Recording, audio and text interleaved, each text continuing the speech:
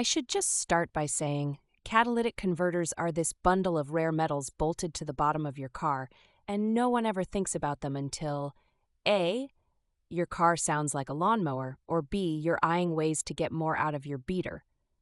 Most people want to remove the catalytic converter for the performance boost. It's the regular I want my car to be faster thing you see with guys at the auto parts store. But the numbers are real. You can dump up to 10 horsepower just by popping it off. The big thing is, when you delete the cat, your exhaust flows way easier. This means the engine doesn't have to push against the traffic jam that is the converter.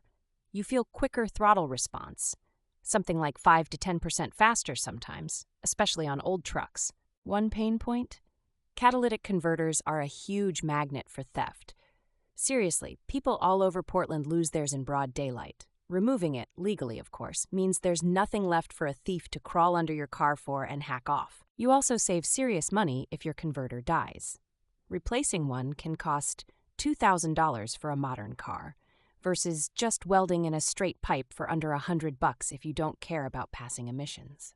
For the DIY crowd, removing a catalytic converter is a Saturday morning project.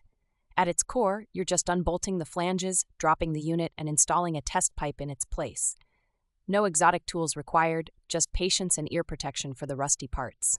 You'll notice a louder, deeper exhaust note right away.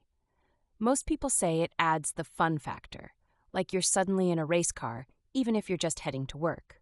If you're into spirited driving, the sound alone justifies the procedure.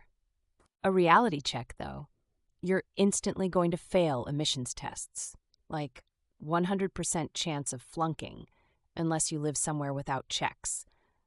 Not a big deal if you have a track car or live out in the sticks, but something to think about if you're in a city. Some people claim their fuel economy actually goes up because the car can breathe better.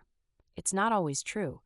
Sometimes the engine computer tries to compensate for the missing cat and messes up the mixture. But I've seen legit 3 to 5% gains on older vehicles.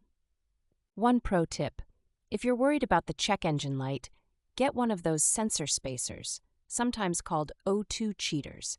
They trick your car's computer into thinking the converter is still there, and you avoid the constant dashboard warning. There's a growing trend of people selling removed catalytic converters for scrap, and here is where it gets wild.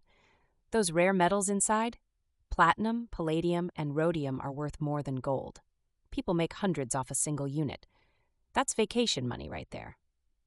So, if you have an older car, a need for some extra zip, or simply want to be petty against metal thieves, catalytic converter removal is the classic mod that's low effort and high reward. But just don't plan on impressing the EPA anytime soon.